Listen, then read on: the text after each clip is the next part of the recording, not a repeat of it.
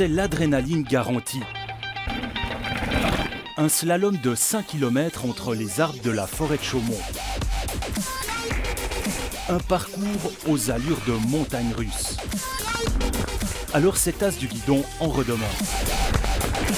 Ah, les sensations, c'est exceptionnel. Il y a de la vitesse, de la hauteur, de la technique.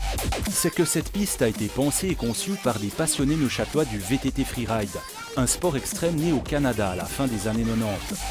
Cette descente est l'une des plus difficiles d'Europe. Ouverte il y a 3 ans, elle évolue constamment. On va relever un petit peu le bout du saut là. Ici, on est bien loin des parcours VTT grand public des stations de ski. Nous, on a voulu recréer une piste avec beaucoup de sauts, une piste quand même à un niveau, on peut dire, expert. Et nous, ce qu'on recherche, c'est vraiment le vol et la longueur en l'air, plus que des passages techniques ou des pistes descendantes, simplement. Plus d'une centaine de sauts jalonnent aujourd'hui le parcours. Les plus longs font jusqu'à 15 mètres. Un défi aux lois de la pesanteur.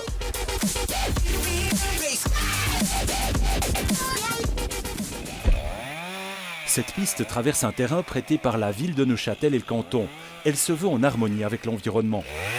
Toute la piste passe à côté des arbres. On n'a pas le droit d'abattre des gros arbres. On peut prendre des petits de 15 pour faire des barrières, des terrassements comme ça. Si ces freeriders neuchâtelois se passionnent pour la construction de leurs pistes, ce sont aussi des amoureux de la mécanique. Dans son atelier, Sébastien Dassy doit régulièrement remplacer des pièces car leur durée de vie ne dépasse pas 2 ans.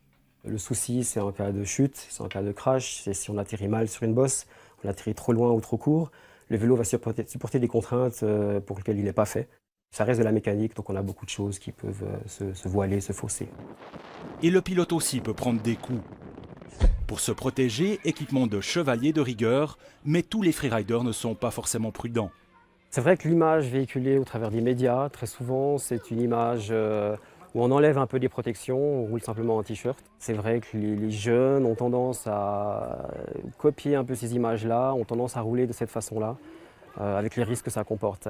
Pour cette fois, Seb s'en sort bien et il en redemande. Le côté pratique à Chaumont, c'est qu'on peut remonter en funiculaire.